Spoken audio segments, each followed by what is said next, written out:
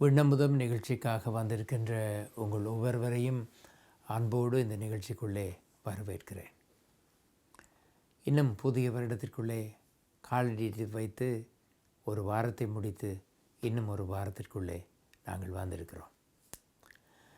இன்றைய தினத்தில் நாங்கள் சாதாரணமாக பார்க்கின்ற ஒரு சம்பவத்தின் அடிப்படையிலே ஒரு செய்தியை முன்வைக்கலாம் என்று சொல்லி யோசித்தேன். 1997 ஆண்டு இந்த ஆப்பிள் என்று சொல்ல ஒரு கம்பெனி, ஒரு நிறுவனம், அமைப்பு ஒன்று இருந்தது. இன்று பலருடைய கைகளிலே நாங்கள் சொல்லுவோம், நான் ஐஃபோன் வைத்திருக்கிறேன், ஆப்பிள் நிறுவனத்திலிருந்து உருவானது, ஐஃபோனைத்தான் நான் பாவிக்கிறேன் என்று சொல்லுவோம். ஐ என்று சொன்ன சில காரியங்கள் இந்த ஆப்பிள் என்ற அந்த கம்பெனினாலே உருவாக்கப்பட்டு விற்பனை செய்யப்பட்டு வருகின்றன. 1997 ஆண்டிலே இந்த நிறுவனம், இந்த அமைப்பு மிகவும் மோசமான ஒரு நிலையிலே, லாபத்தை சம்பாதிக்க முடியாத ஒரு சூழலிலே இருந்த நேரத்திலே ஸ்டீவ் ஜாப்ஸ் என்று பெயர் கொண்ட ஒரு நிர்வாகி அந்த நிறுவனத்தினாலே வேலைக்கு அமர்த்தப்பட்டார். அவர் இந்த நிறுவனத்தை அல்லது அந்த அமைப்பை பொறுப்பெடுத்து அந்த நிர்வாக காரியங்களை செய்ய ஆரம்பித்த போது இந்த நிறுவனத்திலே சிறியதாக பல காரியங்கள் விற்பனைக்காக அவர்கள் செய்து கொண்டு வந்ததை அவர் அவதானித்து சில காலம் அதை கவனித்த பின்பு அவர் ஒரு தீர்மானத்திற்கு வந்தார். நாங்கள் ஒரே நேரத்திலே வித்தியாசமான பல காரியங்களிலே கவனத்தை செலுத்துவதினாலே எல்லா காரியத்திலும் ஒரே விதமான கவனத்தையோ அல்லது மாற்றத்தையோ எங்களால் உருவாக்க முடியாமல் இருக்கிறது. ஆகவே இதில் லாபம் தராமல் இருக்கிறது என்று நினைக்கின்ற பல காரியங்களை இந்த உருவாக்கத்திலிருந்து நிறுத்தி விடுவோம் என்ற ஒரு தீர்மானத்தை அவர் எடுத்து அந்த கம்பெனி அல்லது அந்த அமைப்பில் இருக்கிற அத்தனை பணியாளர்களை அழைத்து அவர் சொல்லுகிறார், நாங்கள் இந்த கம்பெனியிலே ஒரு பெரிய தீர்மானத்தை நாங்கள் எடுக்கப் போகிறோம்.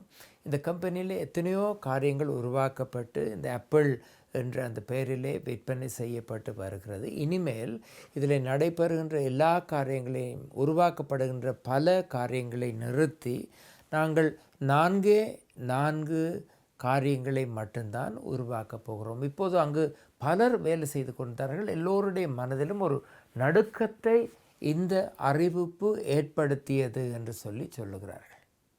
ஏற்கனவே நடைபெற்று கொண்டிருந்த காரியங்கள் இனி நிறுத்தப்பட போகிறது.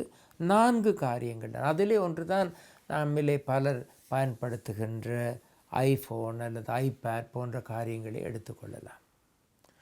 ஆகவே அந்த கம்பெனி இன்றைக்கு, இந்த அமைப்பு மிகவும் பலமுள்ள, சக்தி வாய்ந்த, அதிக வருமானத்தை உருவாக்குகின்ற ஒரு அமைப்பாக மாறி இருக்கிறது. நம்மளே பலருக்கு தெரியும். அதை பற்றி பேசுவது என்னுடைய நோக்கம் கிடையாது. அந்த மாற்றம் உருவாவதற்கு காரணமாக இருந்தது. அந்த மாற்றம் உருவாவதற்கு காரணமாக தடைகளாக இருந்த காரியங்களை அந்த குறிப்பிட்ட மனிதர் அந்த இடத்திலிருந்து அகற்றி போட்டது. அதற்கு பின்பு அந்த கம்பெனியிலே அல்லது அமைப்பிலே, அந்த நிறுவனத்திலே மாற்றம் உருவாக ஆரம்பித்தது. நம்முடைய வாழ்க்கையிலே இதை போல பல காரியங்களை நாம் ஒன்று சேர்த்து வைத்திருக்கிறோம். நாம் இந்த எல்லா காரியங்களிலும் நாங்கள் பல காரியங்களை சேர்த்து வைத்திருப்பதினாலே நம்முடைய வாழ்க்கையிலே ஆண்டவர் நாம் ஒவ்வொருவரையும் என்ன நோக்கத்திற்காக இந்த உலகத்திலே உருவாக்கினாரோ அது வெளிப்படாமல் மங்கிப்போன ஒன்றாக இருக்கிறது. ஆண்டவரிடத்திலே ஒரு மனிதர் ஒரு கேள்வியை கேட்டார். மிக இலகுவான பதில் ஒன்றை இயேசு சொன்னார். நீ உன்னிலே அன்பு கூறுவது போல பிறனிடத்திலும் நீ அன்பு கூற வேண்டும். நீ உன்னிடத்திலே அன்பு கூறுகிறாய், பிறனிடத்திலே அன்பு கூறுகிறாய், கடவுளிடத்திலே அன்பு கூறுகிறாய். இதுதான் உன்னுடைய வாழ்க்கையிலே மிகவும் முக்கியமானது என்று சொல்லி ஆண்டவர் சொல்லுகிறார். ஆனால் இந்த இயேசு வாழ்ந்த காலத்தில் இருந்த யூத சமயம் எத்தனையோ சட்டங்களை இயற்றி வைத்திருந்தது. அவைகள் சமய வாழ்க்கையை ஒழுங்காக வாழுவதாக இருந்தால் கிட்டத்தட்ட 613 சட்டங்களை கடைப்பிடிக்க வேண்டிய சூழல் இருந்தது. ஒன்றன் பின் ஒன்றாக எல்லாவற்றிற்கும் சமய சட்டங்கள் இருந்தது. அந்த சட்டங்கள் எல்லாவற்றையும் சரிவர மக்கள் கடைப்பிடிக்கிறார்களா என்று பார்ப்பதற்காக சமய தலைவர்களும் இருந்தார்கள். ஆனால் இயேசு சொல்கிறார், அது அல்ல.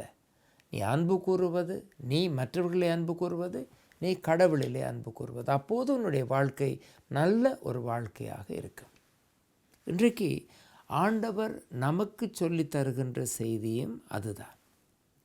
நாம் நம்முடைய வாழ்க்கையில் எத்தனையோ காரியங்களை எங்களை சுற்றி சேர்த்து வைத்திருக்கிறோம். எத்தனையோ காரியங்களை சேர்த்து வைத்திருப்பதனாலே நான் யார் சொல்லுவோம், என்னுடைய பொட்டென்ஷியல் என்ன, என்னுடைய சிறப்பு தன்மை என்ன, நான் என்ன காரியங்கள் என்னால் செய்ய முடியும் என்பதை எனக்கே தெரியாமல் போய்விடுகிறது. ஆகவே எனக்கு தேவையில்லாத காரியங்கள் எப்போது என்னை விட்டு அகற்றப்படுகிறதோ, என்னுடைய வாழ்க்கை பிரகாசம் உள்ளதாக பயனுள்ளதாக மாற தடையாக இருக்கின்ற எந்த காரியங்கள் என்னை விட்டு எடுக்கப்பட்டு ஒரு புறமாக வைக்கப்படுகிறதோ, அப்போது என்னுடைய வாழ்க்கை கருத்துள்ள வாழ்க்கையாக மாறுகிறது. நான் நினைக்கிறோம், சிலர் காரியங்களை மிகவும் சிறப்பாக செய்கிறார்களே, ஏன் நான் செய்யவில்லை? சிலரை பற்றி மக்கள் புகழ்ந்து பேசுகிறார்களே, ஏன் என்னை பற்றி யாரும் பேசுவதில்லை என்றால் நாங்கள் நிறைய பல காரியங்களை எங்களுக்குள்ளே சேர்த்து வைத்து கொண்டிருக்கிறோம். அந்த காரியங்கள் எல்லாவற்றையும் நாங்கள் ஒரு புறம் ஒதுக்கி வைத்துவிட்டு ஆண்டவர் நம்மை இந்த உலகத்திலே உருவாக்கியதன் நோக்கம் என்ன என்ற கேள்வியை கேட்க நாம் ஒவ்வொருவரும் அழைக்கப்படுகிறோம்.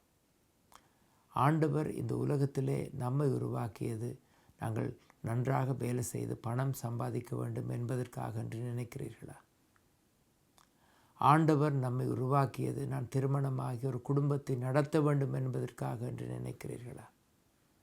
ஆண்டவர் நம்மை உருவாக்கியது நான் அதிக பொருள் சம்பாதிக்க வேண்டும் என்பதற்காக என்று நாங்கள் நினைக்கிறீர்கள். அதிலும் பார்க்க மேலான சிறப்பான ஒரு காரியம் இருக்கிறது என்றால் அந்த காரியம் என்ன? இந்த நாங்கள் ஆரம்பித்திருக்கிற இந்த புதிய வருடத்திலே நமக்கு முன்னே கொடுக்கப்படுகின்ற ஒரு பொறுப்பு அல்லது ஒரு அழைப்பு இதுதான். நான் இந்த உலகத்திலே கருத்துள்ள ஒரு வாழ்க்கையை வாழ எனக்கு தடையாக இருக்கின்ற காரியங்கள் எது என்று கண்டுபிடித்து அவை எல்லாவற்றையும் என்னை விட்டு அகற்றுகின்ற போது என்னுடைய வாழ்க்கை, நான் எப்படி சொன்னேனோ, இந்த ஆப்பிள் நிறுவனம் புகழ்பெற்ற அதிக லாபம் சம்பாதிக்கின்ற ஒரு நிறுவனமாக வருவதற்கு அவர்கள் செய்த எல்லா காரியங்களையும் சிறப்பாக செய்ததினாலே அல்ல, பொருள் இல்லாதது கருத்து இல்லாதது என்ற காரியங்களை ஒதுக்கி வைத்ததினாலே தான். அதுபோல் என்னுடைய வாழ்க்கையிலே பொருள் இல்லாத கருத்து இல்லாத நன்றாக தென்படாத எந்த காரியங்களை நான் ஒதுக்கி வைக்க வேண்டும் என்று ஆண்டவர் நம்மை அழைக்கிறார் என்ற கேள்வியை கேட்டு பார்க்க நாம் அழைக்கப்படுகிறோம். ஆண்டவர் தாமே நம்மை ஆசீர்வதிப்பாராக.